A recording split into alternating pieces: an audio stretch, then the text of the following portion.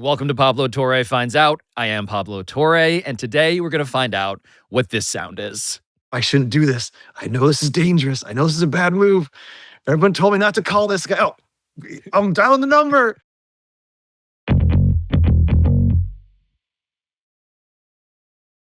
How many jokes can we make in one podcast? You and Koppelman set the bar pretty high, but it's a lot. It's too much. My mom has informed me it is too much for the record here. But I do need to explain, Alan Shipnuck. Thank you for joining us again, by the way.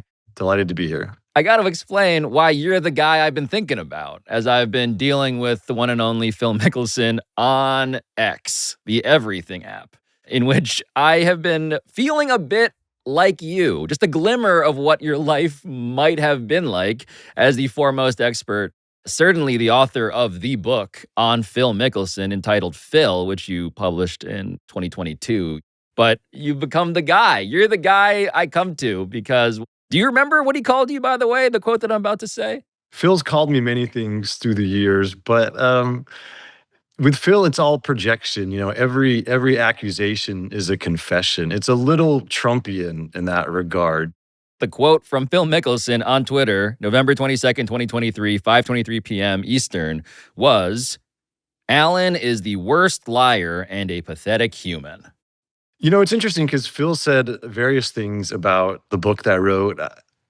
I corresponded with at least 3 of his lawyers. I don't know how many he has, but I was in touch with 3 of them. You know, the courts are available to a guy like Phil Mickelson. If I was, in fact, telling lies, then that would be libelous. He would have had a strong case if everything he believed was true, but it's just not. I just need to catch people up to the version of Phil that I have encountered on the internet. Yeah.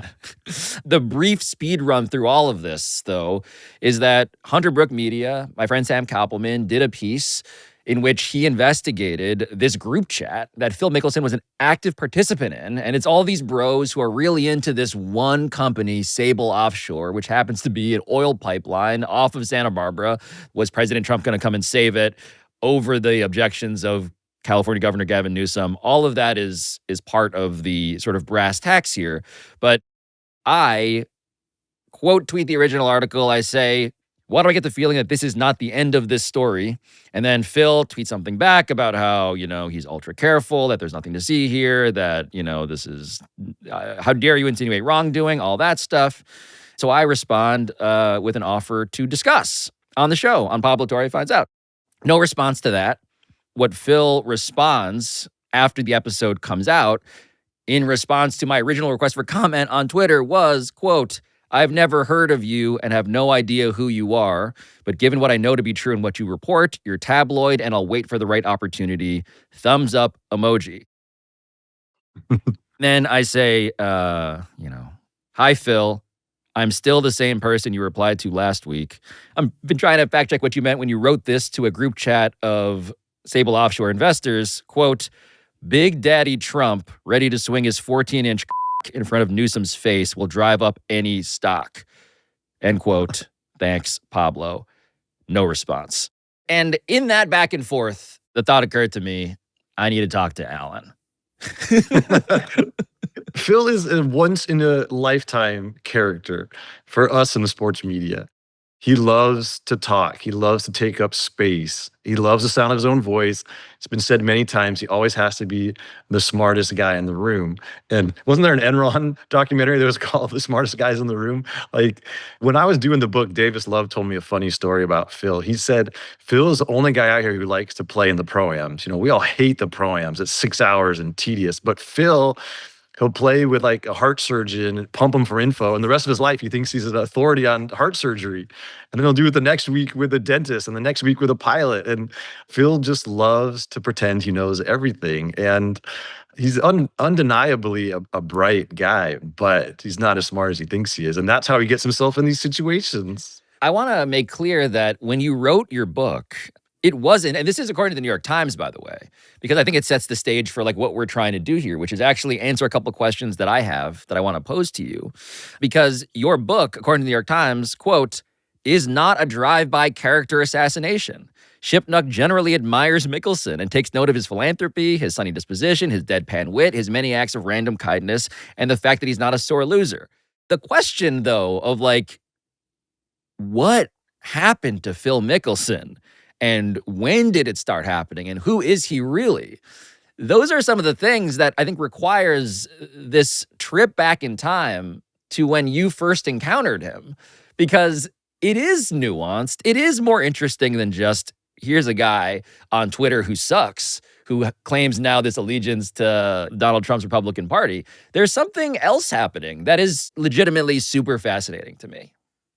I mean, Phil voted for Obama. He was kind of the classic California dude, socially liberal, fiscally conservative, whatever that means. You know, his wife, Amy, they tend to be left leaning and open minded. And that was always kind of the Mickelsons that we knew. And where did he take this hard right turn? Is it strictly performative because he's already angling for a pardon for whatever crimes he may or may not have committed? I mean, you can never put anything past Phil. He's a master manipulator. He is always playing, 5D chess, and it blows up on him. He sets himself on fire, but sometimes maybe it works out. We'll see how this whole thing plays out. I mean, I saw you retweeted, Pablo, that now all of a sudden the Trump administration's like, yeah, we love offshore oil drilling off the coast of California. Mickelson may become a billionaire out of this deal. Like, and he'll be laughing at all of us. But you just never know with this guy. He's always working an edge, always working an edge. Seated on my immediate left is Hall of Famer Phil Mickelson, who really needs no introduction, so we're going to dispense with one. Phil, thanks for being here. Happy to do it. It's fun to start the year. So in 2017, I went to the Madison Club, this very exclusive private golf club in Palm Springs area. And Phil had this secret lair up in the clubhouse. And we retreated there and did this very long, in-depth podcast. And I believe it's the only real podcast he's ever done, except for maybe some smaller promotional things around live golf. And he was interested in the medium, and he wanted to talk. Address the fact that your off-season preparation has been compromised a little bit by the sports hernia surgery.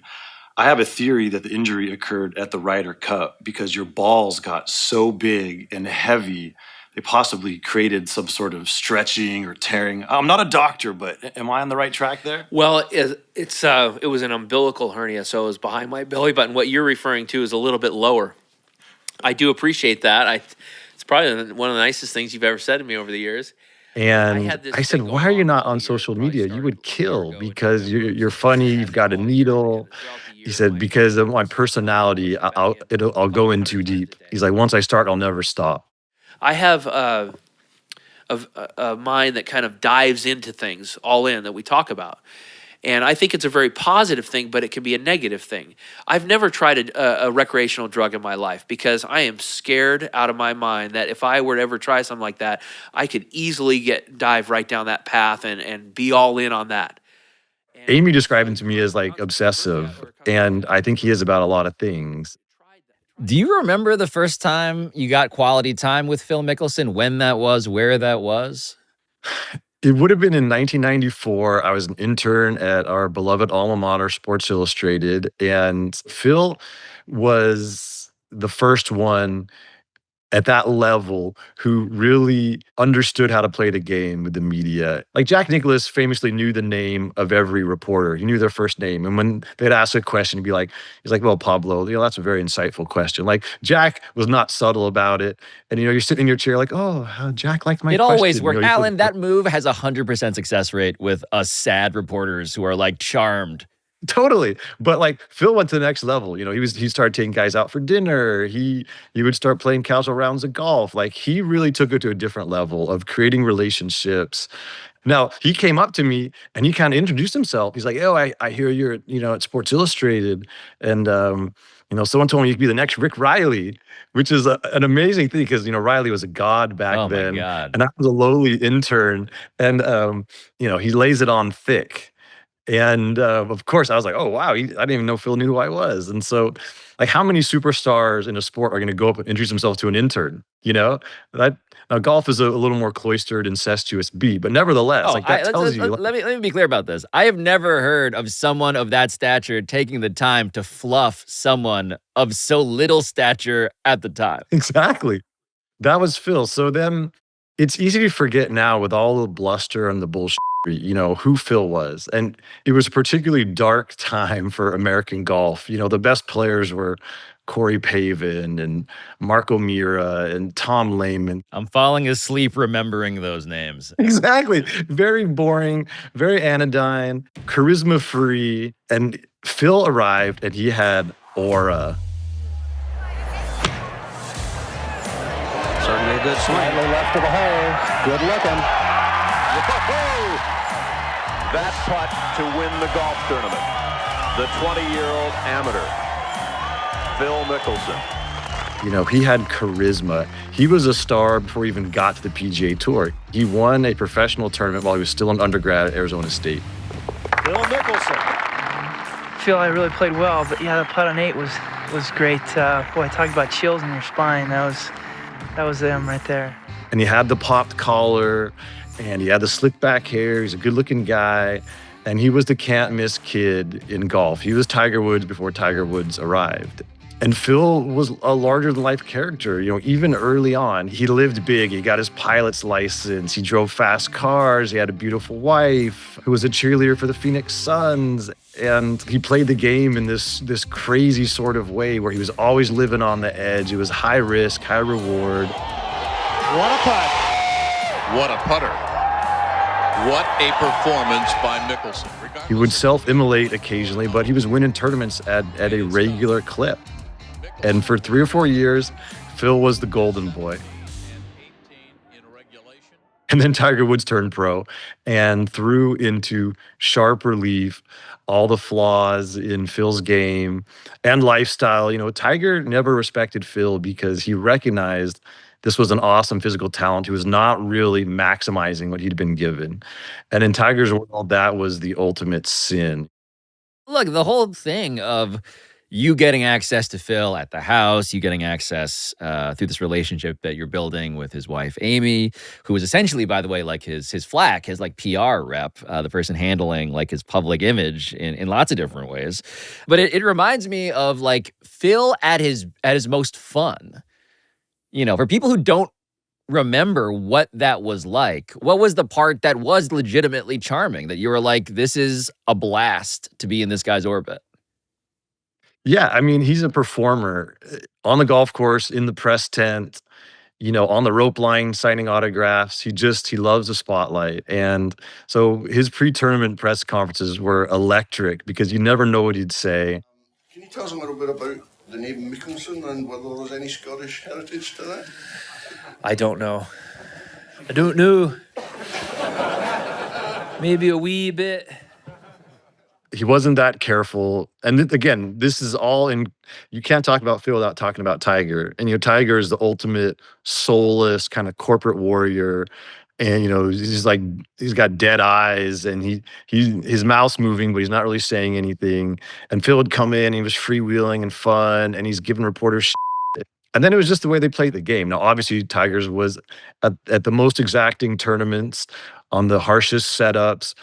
Tiger's way was clearly superior. That's why he won all those major championships, and it took Phil a long time to figure out the formula. But week to week, Phil was just more fun in every way. It's more fun to watch, more fun to interview, more fun to watch him interact with the fans. He was just a performer, and he made the golf beat quite lively for everybody.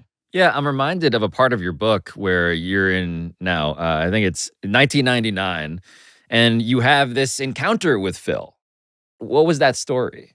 The golf beats is unusual because, like, if you're the NFL writer for Sports Illustrated, you might not see the same team twice in a season until the playoffs. You know, you're bouncing around. Golf is just the same people week after week. You know, I call it high school with private jet money, and it's this very incestuous world. And so there was always this chumminess between the reporters and the players because you just had to see each other every week. And when I came out, you know, at Sports Illustrated, we did things a little differently. And like my mandate was like to cover golf like the other sports. And so I would say some of my coverage had a slightly harder edge or was more sardonic or whatever. And that grated on Phil. And again, now we're into this era where, you know, Tiger is the man and Phil is been very quickly relegated from the headliner to the undercard. And I was doing a mailbag back then.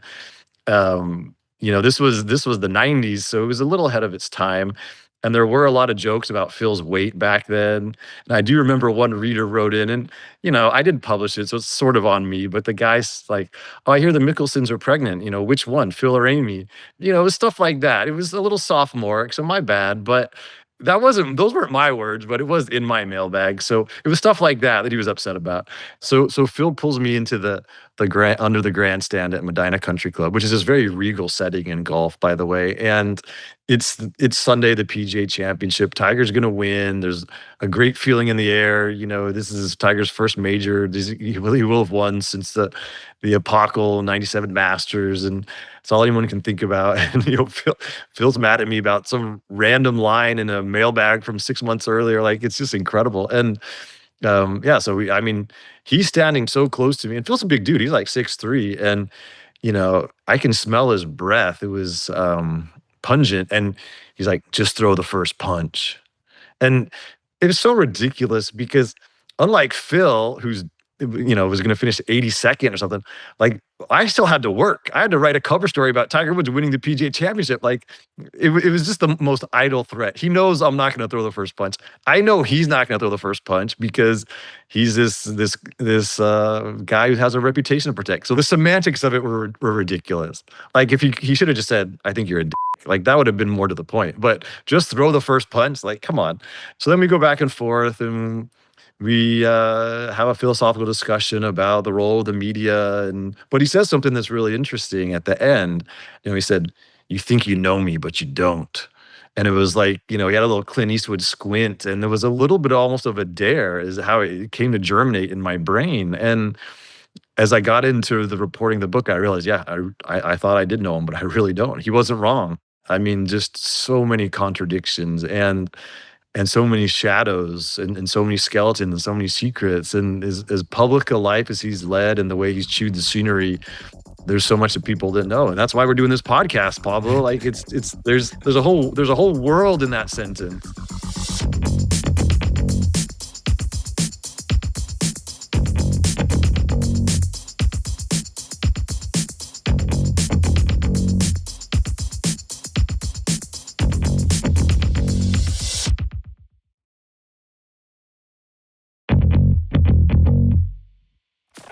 I'm always like wary of, like, okay, are we psychoanalyzing somebody? But two things are true here. You spoke to like hundreds of people for your book, and also Phil Mickelson himself, a psychology major. Yeah. That's like, his wife, Amy, famously beautiful. And talking about their romance, Phil tells me, like, The physiological response of the human body for fear is the same as it is for arousal. So when you're afraid, your heart pumps faster and your lungs expand and your nostrils flare and your senses become much more acute. And that's what happens when you're aroused, So what I would do is I would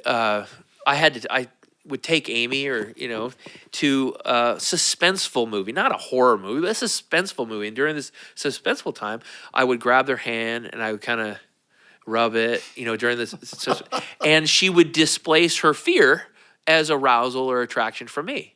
And that's how I was able to, when I didn't have as much to work with, was able to land such a gem. I just want to reiterate, quote, "She would displace her fear as arousal or attraction for me." I'm just like, it sounds so romantic. But there is the whole, like, the through line that you're identifying is the dude is up to something. Everything about Phil is just funny. Until it's not. And then he's gotten edgier and he's gotten more polarizing, and it's kind of turned a little bit. But for most of his life, it was just you had to roll your eyes and laugh. Look, the whole thing of how much money has Phil made, like, the largesse of being, what was it, the second highest earner on the tour for a long, which is like effectively how much money has Phil earned when you just talk about what he made off of golf and like marketing on the books? Oh yeah, he was making almost $100 million a year. Like, Tiger was at 120. Phil was like in the 80s or 90s. Like, he had blue chip sponsorship deals, and he had a bunch of them. And part of it was because like these financial services company, which is also hilarious. Phil's always been sponsored by financial services companies, but they'd pay him $10 million a year, and he'd wear the logo, and that's cool. But what they were really buying was his time, because Phil would come in for these outings with the most important investors and clients, and he would request a binder and he would study it. So let's say it's KPMG or Bearing Point or whatever the company was. They were bringing in 40 dudes for a pro-am. Phil would get a dossier on all 40 and he'd memorize it. So he'd meet this guy and he'd like, hey, Jim, I heard you won your club championship. Congratulations. And like, hey, Bob, I heard your daughter got a scholarship to Stanford to play volleyball. I'm so proud. And people were so dazzled by Phil. And no one else would make that kind of effort. And that's part of why he was valuable. And it was partly just his shtick. Like, he loved that reaction. And so Phil had all these huge deals. So he's probably earned easily $1 billion. Now, you may remember Phil had this big public dust up where he complained about the tax rate in California. And Phil Mickelson making some noise. He's hosting a big golf tournament this week, saying that he's going to have to make some drastic changes because of what's gone on in terms of taxes in California. This is one of his many little scandals, and this is going back 20 years. The four-time major champ, who rakes in nearly $50 million a year, says he's not yet sure if he'll leave California for a less taxing state. He also apologized for offending anyone. I think that it was insensitive to talk about publicly to those people who are not able to find a job, that are struggling paycheck to paycheck. On Sunday, this is a funny story. So he complains on national TV about how much he has to pay in taxes. And no one's making him live in California. Most of his brethren have moved to Florida, Arizona. He's chosen to be in California because he's from California. And he likes the weather. He likes the lifestyle. It's a choice, Phil. Then before his next tournament, and he's going to go in and have to face the music and do a press conference, they're out in the parking lot, and there's his PR guy, and there's a tour staffer, and they're kind of strategizing. And the tour staffer says to Phil, listen, Phil, nobody wants to hear, a guy who's making $40 million complain about their taxes. And Phil's like, it's 50. That's not really the point of this conversation. We're trying to get your ass out of trouble here, Phil. But even then, Amy used a word once to describe her husband, that he's a rascal. And it's a great word. It's always stuck with me. And he just can't control himself. And so he made a hell of a lot of money, but he had a very high burn rate from the mansions, from the G5, from, Amy. She liked to buy nice gifts. She bought Phil a T-Rex skull for a birthday present. I don't know how much a T-Rex skull costs, but you can't get that at Macy's, right? She bought him a meteor that was weighed like 1,000 pounds. Anytime your gifts end up sounding like things in a supervillain's lair, you're like, I think he might have too much money. Yeah. So Phil made a lot, but even just the obvious trappings of, conspicuous consumption, like he had a high burn rate. Then you get into the gambling, and that's where, it was going out the door really fast. The accounting, by the way, just to recap it briefly, like what Billy Walters says, citing his two very reliable sources and the betting records that form the foundation of this part of his book, we're talking about losses of approximately $100 million, according to Walters, while betting more than $1 billion over the last 30 years. And so whatever the truth is inside of this triangulation of just estimates, it is, as far as I can tell, the most a pro athlete has ever wagered on sports over the course of a career. Phil lost a lot of fans over how he treated his caddy, Jim Mackay, famously known as Bones. And this all came out in my book. It had never really been reported before, that he owed Bones about $900,000 through the years. And when the FedEx Cup was first introduced, this big season-ending bonanza bonus program, a lot of it was deferred. The first year, the guy who ever won $10 million, like $9 million of it went to his retirement account. And so how do you pay your caddy off of that? And then the deferred compensation went away, but it was like this new thing that every player and caddy had to kind of account for, because it wasn't really traditional earnings. It's a bonus. The caddy deserves some, how much, whatever. So this was not an unusual negotiation. And so Phil and Bones kind of talked it out, but Phil never paid. It just kind of started accumulating. And so $900,000 is a lot of money to anybody. It's especially a lot to a caddy. But they were having success. They were winning. He didn't want to rock the boat. He was just kind of waiting for Phil to make him whole. And finally, eventually, when they decide to part ways, Phil sends him 2 checks and it totals 800,000, not 900. Like, even so, it's like his little you. Like, I'm just gonna hang on to a little bit, and there wasn't a written contract. It's not like Bones is gonna sue him in a court of law. So he just had to swallow it. But why didn't Phil pay him? Like, was he really in such a cash crunch he just couldn't pay Bones the money? I mean, it seems fantastical given how much he was making, but Phil Mickelson made a fortune. How much of it did he hold on to? That is the enduring question. Right, which then informs the potential motives for why is he always trying to swing for the fences financially. Is that, again, and I think there are multiple through lines here. A, he always does this with everything, so there's just that consistency. And then there's also just maybe he also needs it more than we realize. How much did that drive his behavior to go to Live Golf and get that $200 million payday? Although it was a little less than 200. He got a haircut after my book came out. But we got to talk about Live Golf because it's so fundamental to Phil. And the very short version is that Phil, for decades, had these gripes with the PGA Tour. And he was always, whether it was Tim Fincham or Jay Monahan, the 2 commissioners, he was always going to them with these big ideas, how to blow up the tour, how to change it, how to improve it. And they'd sort of pat him on the head and send him on his way. And when Live Golf was percolating, that gave Phil the leverage he always wanted. And so that's what he famously told me. Why am I negotiating with these scary motherfuckers? Because this is a once in a lifetime opportunity to reshape how the PGA Tour does its business. In a piece posted on the Fire Pit Collective, the World Golf Hall of Famer told journalist Alan Shipnuck, the author of an upcoming unauthorized biography of Mickelson, that he would support the new league even though the Saudis are scary to get involved with. We know they killed Khashoggi and have a horrible record on human rights. They execute people over there for being gay. Knowing this, why would I even consider it? Because this is a once-in-a-lifetime opportunity to reshape how the PGA Tour operates. I'm not sure I even want it to succeed, but just the idea of it is allowing us to get things done with the PGA Tour.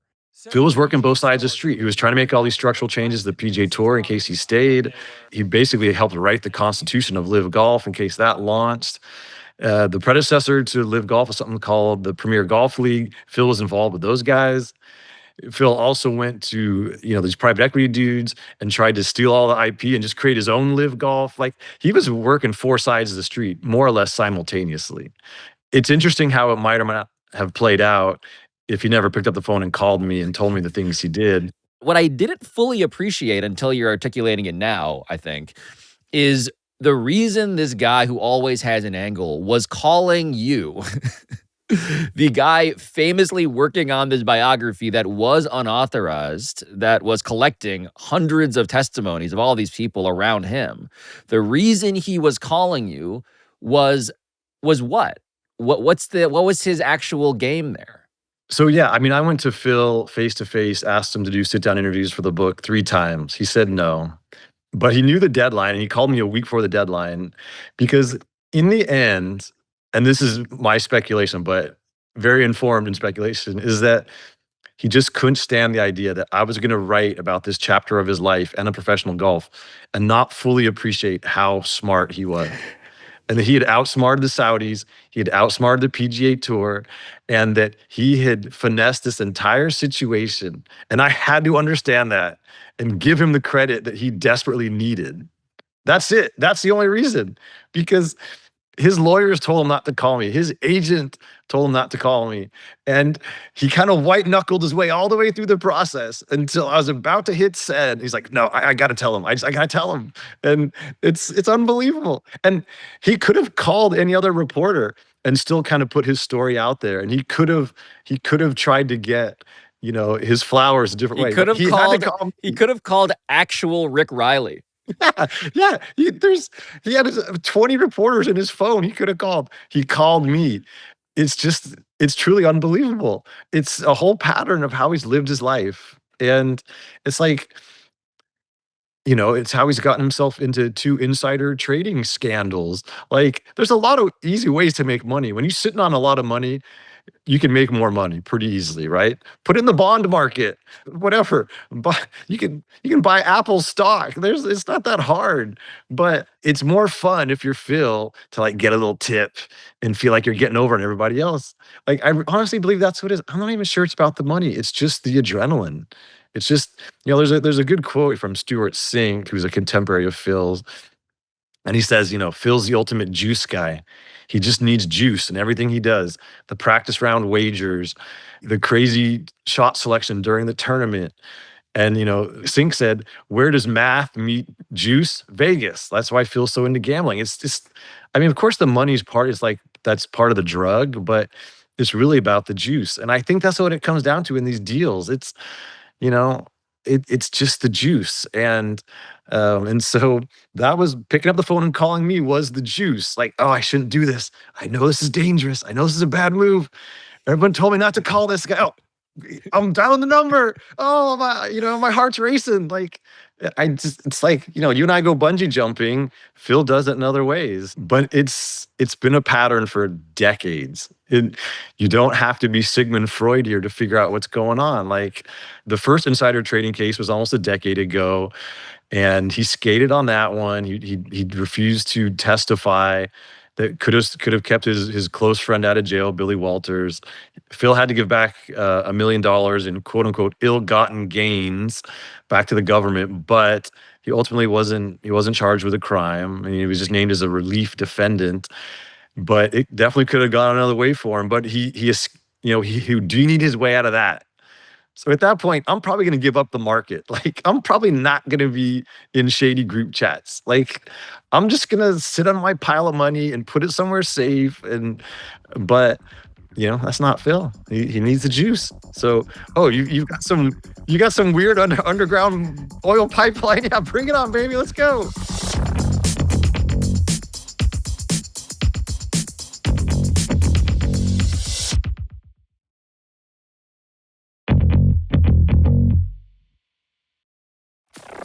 I want to turn to just his online persona.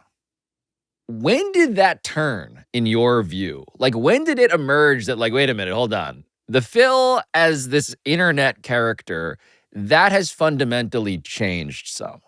Yeah, so I think he was always in there, but it was kind of disguised because when we were driving around in his golf cart in Rancho Santa Fe, he made some so that was, I think, 2018. This is way before Live Golf. And he was talking about, okay, we're finally going to leave California. And we're looking at this land in Florida. Like, I'm getting out of this hellhole kind of. That was kind of his thing. And he had some strong things to say. That part of the conversation is off the record, which I always honor. So I can't go into the specifics, but loosely it was about taxes. Some of it was cultural. And so I think, you see this in people as they age and they can become more conservative. It wasn't so outlandish that I never heard it before, but the persona kind of curdled in the Live Golf years. And there's, Live was this group of renegades. They were kind of like flying the pirate flag, and they took pride in being iconoclasts and being risk takers and kind of breaking up this stodgy sport. Because of that, no one wanted to host golf tournaments in the first year. They were struggling to get venues. Only one person with a portfolio of golf courses really raised their hand and said, I'd love to have you guys. And that was Donald Trump. So right from the beginning, he threw them a lifeline.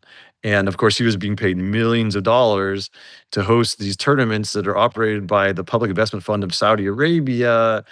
Unprecedented situation for a former president, but we know that Trump has a flexible view on these things. And so there was this nexus between Trump and Live from day one. And a lot of the players had felt encumbered while they're on the PGA Tour about speaking out on certain things, including social issues. And they'd been discouraged from doing that by their agent, by the tour infrastructure. And Live was a much more unbridled atmosphere, shall we say. And especially the first couple of years, like anything goes. The players started speaking more freely about their own political beliefs, their own their own thoughts on current events, world events, but they had this close relationship with Trump, and so they were especially prone to amplifying certain talking points. And so you saw that with Phil right away. I mean, Bryson DeChambeau was up on stage on election night when Trump was reelected. Whether there's any left-leaning players on Live Golf, they certainly haven't voiced that. I think there's been this conformity of thought, and there's been this almost peer pressure. Like, if you're going to speak out, like this is our agenda. I think Phil already had those feelings. He kind of held them in. Once he got to Live Golf and he sussed out the political climate, he just let it rip. Well, the people I think of when I watch and unfortunately continue to read his Twitter feed, and I see not just like the Trump favoring, the sucking up, but when I see Phil Mickelson's Twitter account these days, the people I think of on Twitter who remind me of this sort of evolution that I've been able to watch from afar are Aaron Rodgers and Elon Musk. When I just think of like, oh, wait a minute, like these were guys who were once known as very media friendly, left-leaning actually, known for being interesting, known for having personality, known for being expansive and thoughtful, who were fun. And sometime over the pandemic and certainly in the years since, they became these sort of culture warriors who I think are not just defined by like wanting to say the thing that feels unsayable in polite company. They're also sort of defined, in my view at least, as almost projecting this misery. And now it just seems like every time I read the transcript of a group chat or just what he's tweeting, it just seems like there's a sadness there. And I wonder if you've noticed that too. Oh, yeah. Yeah. It's sort of like a siege mentality. I think for Phil, it really started with the Billy Walters case because, he was in legal jeopardy. He certainly took some hits. He lost sponsors, all of that. But Billy Walters is a very, very popular guy in the golf world because he's just fun to be around. He loves to play golf. And Phil and Billy were members at two of the same clubs, which is the Madison Club in Palm Springs and the Rancho Santa Fe Country Club, where they both have homes. And people kind of had to take a side. Are you on Billy's side or are you on Phil's side? Because you couldn't be on both. And pretty much the entire world took Billy's side. And Phil became kind of this outcast and anecdotally is not really welcome at either of those places that used to be his stomping grounds. Phil's whole life had been this great escape, this great up and down. He did it on the golf course and he did it away from the golf course. He was always able to just finesse it. He was just always able to, just get out of a jam. That was the first time it really caught up with him, not legally, but in his social world, his reputation in golf. A lot of people turned their back on Phil after that. And then you fast forward to the Live Golf, that really turned him into a pariah. And so I think that joyfulness that Phil exuded, that little twinkle in his eye, it just got extinguished. And now he's under siege again. And of course, it's all of his own doing. I'm not saying I'm not asking for sympathy on behalf of Phil Mickelson, but I think it explains where he is emotionally. And the Elon Musk parallel is interesting. Elon blames the woke left for, indoctrinating his transgender child. That I think that's a big part of Elon's story. I would say there's someone in Phil's life who has been gender fluid, and I think it's caused some pain for him in his as a human, as a person, and he's adopted Elon's outlook that it's the woke left's fault. And so it's a very fascinating parallel between those two characters. Like, that's one thing they have in common. And I think it's political, it's personal, it's part of this larger cultural war on the media. It's everything. And I suppose there is something that I find deeply sad, but also relatable near the end here as I contemplate, like, who is Phil Mickelson, this person that I found myself arguing with on Twitter lately? He's a guy who is living his life online. It just seems like He's a guy whose brain has been consumed by the internet. And I hate to do the legacy exercise, but I think in this case, it's actually instructive. Like, what's different Yeah. now in 2025 about what you might have written as the guy assigned this particular story? It's just so classic Phil for him to say, "I don't know who you are." Like, you've been on a generational heater. It would take one quick Google search to figure out who you are. He also just had responded to me a week before. That's the thing. I'm Exactly. just like, I get it. Maybe you didn't watch ESPN or whatever between the hours of 5 and 6 p.m. Eastern over the course of the last 13 years. That's totally fine, even though you love sports Yeah. betting. I'm just wondering, like, do you just not remember that you replied to me a week ago? It's like, it's nonsensical. And this is a funny thing where long after, my book came out, Phil tried to make the bad faith argument that our conversation was off the record, even though I'd requested multiple times to interview him for the book. And he said to me, "I don't want to talk about anything for the book other than Saudi Arabia." Like, and also I'd fact checked some stuff from our conversation through his lawyer. Obviously, that's going in the book if I'm fact checking. Like, I think people saw through that as just total BS. But later, subsequently, someone said to him, and this is actually a live tournament in Saudi Arabia. So he goes back. He's called these guys scary motherfuckers. It's the first time he's going to Saudi Arabia, and he's like kissing babies and trying to create all this goodwill and whatever. And then in this press conference, someone says, "Oh, the interview you did with Alan Shipnuck, blah, blah, blah." And he said, I will reiterate, I never did an interview with Alan Shipnuck. "I never did an interview with Alan Shipnuck." And mispronounced my last name, even though I've known him for 30 years. And someone very close to Phil said, I'm sure he did that on purpose because he was going to be like, "Oh, well, that's how he's going to game the system, is that he didn't say Shipnuck, he said Shipnick. And so that's a different person." And what it was like, that's a pretty funny name. I don't think there's any dispute about who I am and what we're talking about here. And like, but that's how Phil's brain is. Like, oh yeah, I can say his name differently and then I can deny it later. Like, so I think that's kind of like what he was doing with you. Like, I'm going to tweet you, but then it doesn't work out. But now I don't know who you are. Like, I mean, so there's just clearly also he left, again, the obvious safe shot on the board at you, which was ship dick. How did he not go just that direction? Well, I mean, we can go back to recess in elementary school. I can give you a whole bunch of variations, but he completely whiffed. Ship cuck. Okay, I'm so just workshopping now. Like, what would I make fun of you with? He's really just missing some it's objectively layups. a great name for put downs. But so the Phil legacy, this is one of the bitter ironies in this from Phil's perspective, is he was actually right about a lot of things when you're talking about this whole war for the soul of professional golf. Like, his two main talking points to me was that the players needed more say in their governance on the PGA Tour. And you saw that when Jay Monahan, the commissioner, sold them all out and created this backroom deal with the Saudis. And ever since then, there was so much outrage. They've blown the whole thing up. They've given the players more seats on the board. The players now run the PGA Tour.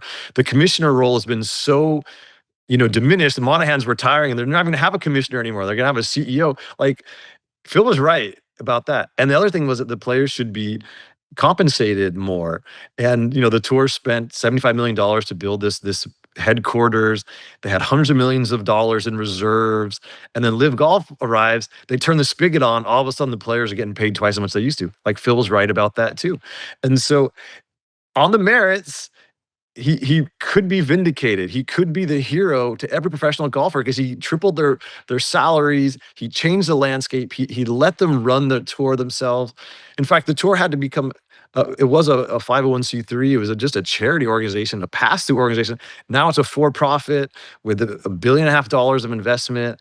So Phil was bang on, but no one will ever give him credit because of the way he handled it. He just napalmed the bridges on his way out of town. And so what is his legacy? I mean, he's clearly one of the 12 to 15 greatest golfers of all time. You can't take that away from him.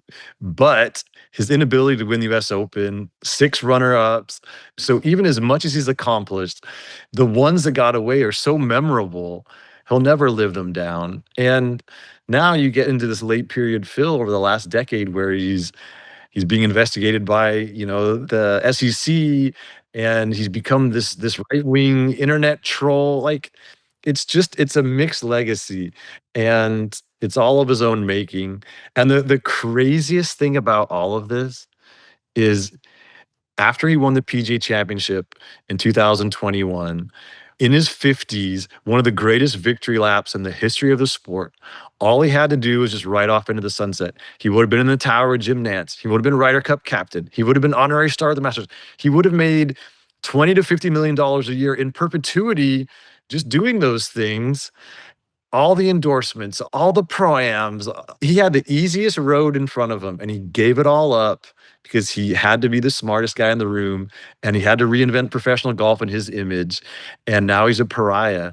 And so it's just an incredible own goal, but in his mind, he was right about everything, and it was worth it. And that's the ultimate paradox of Phil Mickelson. There is one more thing he was right about, it turns out. He was absolutely right about what would happen to him if he logged on to social media. Yes, he was. He called it. Called it, dude. He's a generational reply guy.